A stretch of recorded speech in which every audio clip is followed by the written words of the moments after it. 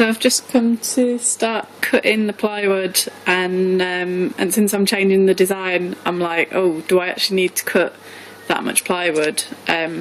These bits of plywood here are I think about 60 centimetres this way, and I think I want them sort of 40 centimetres wide, and that, like, this is sort of 60 centimetres wide, and I think I need to be sort of 40 this way.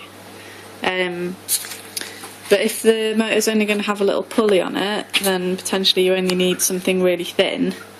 But the thing with using the pulley is that you have to be pretty exact, like you can't have any movement, like too much movement this way, otherwise that's really bad.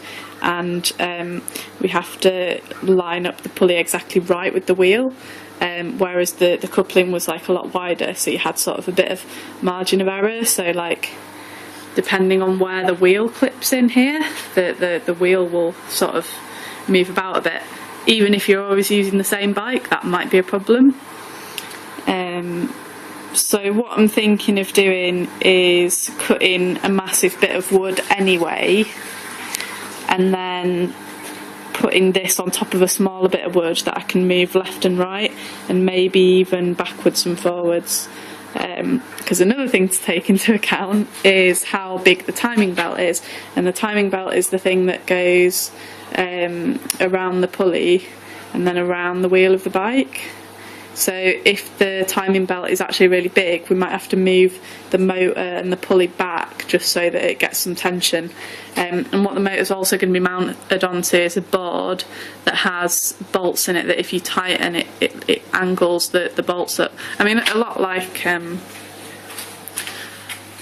what these do actually. And they've got those. There may even be a way to fix the motor and the pulley onto the old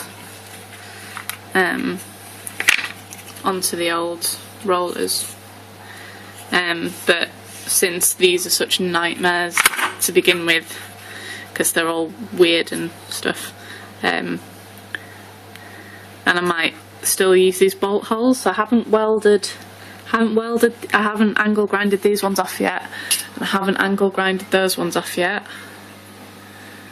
So I could just use that. These don't have them, but I can always just have a board next to it and make my own.